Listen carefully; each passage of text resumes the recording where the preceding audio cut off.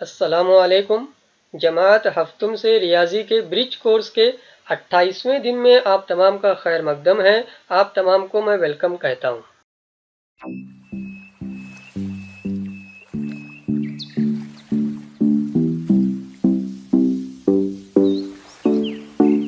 28वें दिन में हमें मसावातें या मसावात के ताल्लुक से इल्म हासिल करना है, जिसमें हमारा टारगेट रहेगा, मेन फोकस रहेगा यक मुतगय्यरी मसावात के ताल्लुक से। ठीक है, जैसे यहाँ पर इन्होंने एग्जांपल ली है, एक अदद का दुगना 8 है। ठीक है, तो यहाँ पर वो क्या कर रहे हैं, एक अदद का जिक्र हो रहा है, तो उस एक अदद को हम हर्फ एक्स का इस्तेमाल करके फर्ज करते हैं। तो इस तरह से ये जो हर्फ इस्तेमाल होते हैं और उन्हें हम लोग मुतगय्यर कहते हैं, और ये एक मुतगय्यर है, इसलिए इससे जो मसावत तैयार होगी, अब एक अदद कौन था, तो वो एक्स था, उसका दुगना यानी हमको 2 से ज़र्ब करना है, और वो क्या बोल रहे हैं कि 8 है, तो 8 लिखेंगे और दरमियान में बराबर की अलामत लगाएंगे। तो ये जो पूरा हिस्सा तैयार हुआ है आपका, इसे हम लोग कहते हैं यक मुतगय्यरी मसावत। तो आज इसके ताल्लुक से हम लोग सीखेंगे। उसके बाद लिखा है उन्होंने कि चलो मश्क करें का हिस्सा, किसी भी अदद को 1 से ज़र्ब करें तो हासिल ज़र्ब इस अदद के बराबर आता है। अब ये अदद लिया उन्होंने, किसी अदद का मतलब क्या लिया उन्होंने, यहाँ पर ए ले लिया। जैसे इससे पहले एक्स लिया जा रहा था, यहाँ पर ए ले लिया। आप B C D X Y Z कुछ भी ले सकते हो। बहरहाल उसको हम लोग क्या कर रहे हैं, ज़र्ब कर रहे हैं। किससे ज़र्ब कर रहे हैं, 1 से ज़र्ब कर रहे हैं। अब आपके पास अगर मैं कहूंगा कि 100 रुपये हैं, उसको 1 से ज़र्ब कीजिए, तो आप कहेंगे सर 100 1 का 100। तो अदद का जब 1 से ज़र्ब किया जा रहा है तो वही अदद आ रहा है, तो ए एक का ए होने वाला है, एक्स एक का एक्स होने वाला है, वाई एक का वाई होने वाला है। जैसे हमारा 2 एक का 2 होता है, तो किसी भी अदद को 1 से जब ज़र्ब किया जाएगा तो वही जवाब आता है, वही अदद हमारा जवाब रहता है। दूसरी मिसाल उन्होंने ली है, दूसरा उसूल आपको समझाने की कोशिश की उन्होंने।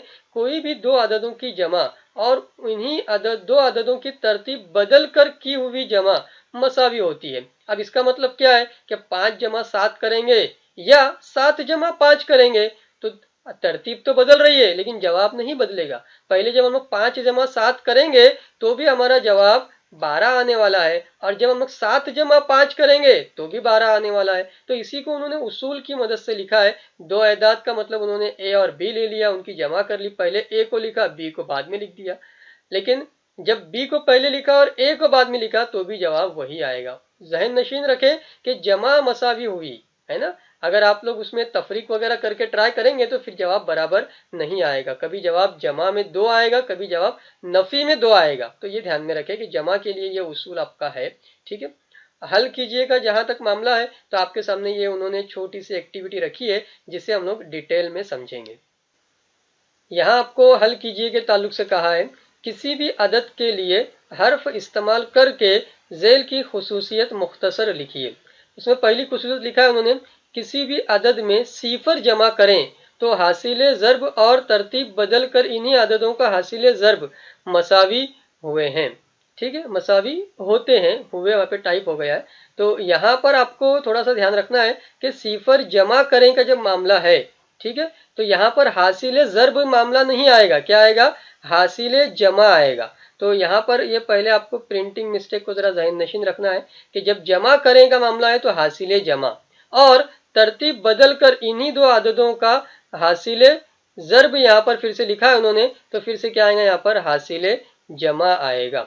ठीक है, ये नंबर 1 बात हो गई, आपको ये ध्यान में रखना है। ओके, तो यहाँ पर हम लोग किसी भी आदद में सीफर को जमा करेंगे। जैसे हमारे पास कोई आदद है, फर्ज किया हुआ आदद क्या है, हमारा एक्स है। ठीक है, उसमें हम लोग जमा करेंगे सीफर को। तो जब जमा किया जाएगा सीफर को तो हमारा जवाब क्या आने वाला है, एक्स जमा सीफर आने वाला है, यानी जवाब एक्स ही बनने वाला है। और अगर हम लोग सीफर को पहले ले लेंगे और अगर हम लोग बाद में जमा एक्स करेंगे तो ये एक बात हो गई। जब हम लोग इस प्रिंटिंग मिस्टेक को मान करके चलते हैं कि इन दो जगहों पर प्रिंटिंग मिस्टेक है, तो फिर हमारा इस तरह का जवाब तैयार होगा। ठीक है, अगली मिसाल आपको देखने मिलेगी, हर्फ इस्तेमाल करके दी हुई खुसूसियत को लफ्जों में लिखिए। इसमें उन्होंने पहला जो सवाल रखा है आपके लिए वो है, एक्स नफी सीफर बराबर एक्स। तो यहाँ पर एक्स की जगह पर आपको कोई अदद या किसी अदद या अल्फाज को इस्तेमाल करना है। फिर आप कहेंगे किसी अदद में से हमको क्या करना है, सीफर तफरीक करना है। तो हमारा जवाब क्या आता है, तो वही अदद आता है, जो अदद पहले था एक्स, वही अदद हमारा यहाँ पर आता है। तो इसके ताल्लुक से आपको जुमला बना करके लिखते आना चाहिए। लफ्जों में लिखिए का मतलब क्या है कि आपको जुमला बना करके बात को लिखते आना चाहिए। तो इस तरह से आपका ये जुमला तैयार हो सकता है। किसी अदद में से सिफर तफरीक किया जाए तो जवाब वही अदद होता है। अल्फाज थोड़े बहुत और आप लोग अच्छे इस्तेमाल कर सकते हैं। मैंने बिल्कुल आसान और सादा अल्फाज जो आप बच्चों को समझ में आ जाए वही अल्फाज इस्तेमाल किए हैं। उसके बाद दूसरी मिसाल आपको देखने मिलेगी वाई तकसीम। ये दो यहां पर नहीं है एक्चुअली, वो आपका जो सवाल नंबर 2 का मामला है वो है, तो यहां पर आपका वो 2 होना चाहिए। ठीक है, तो आपको सवाल जो देखने मिलता वो इस तरह से हो सकता था, y तकसीम y बराबर 1, और ये आपका सवाल नंबर 2 साइड में इस तरह से लिखा हुआ हो सकता था। तो थोड़ा सा वो कभी कभार कंप्यूटर पे टाइप करते वक्त नंबर यहाँ वहां भाग जाते हैं, तो वही मामला यहाँ पर भी हुआ। ये 2 बीच में आ गया जो कि ये आखिर में यहाँ पर सवाल नंबर 2 का मामला होना चाहिए।